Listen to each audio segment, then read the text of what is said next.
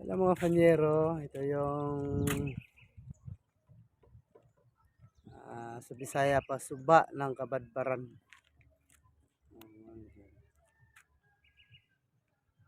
Dati walang dike to. Yung may dike lang, dun sa kabilang side. Doon lang dati may dike. Yan dyan, may dike lang dyan. Yan lang may dike no, may dike noon. Yan ang huli pa kami isda dito. Pero ngayon may dike na rin pati rito sa side ng cabinet. Nagawa na rin ng dike.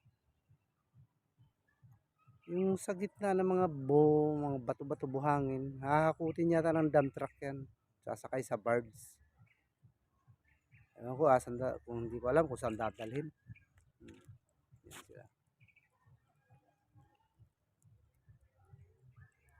May mga bahay-bahay. Dati walang bahay dito.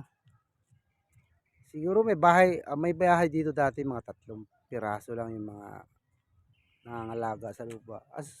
Pero ngayon, dami na. Lalo na dyan bahagi na yan dyan. Oh. Puro bahay-bahay, dikit-dikit. Dati hindi makakapasyal dito. Gawa nung wala naman dike, may dike na. Pwede ka nang tumambay rito pag gabi.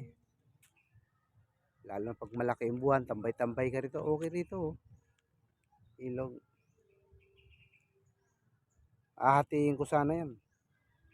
Tatawid ako sa kabila ng basa. Ang problema, patay na si Moises eh. Mahirap na tayong ano.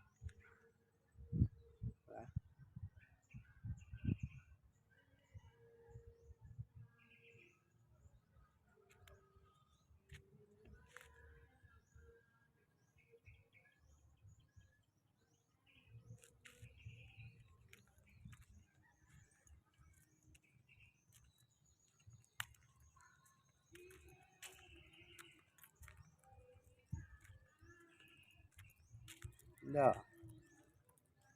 Nakahangir yung ano.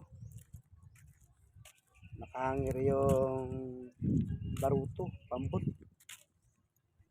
Galing.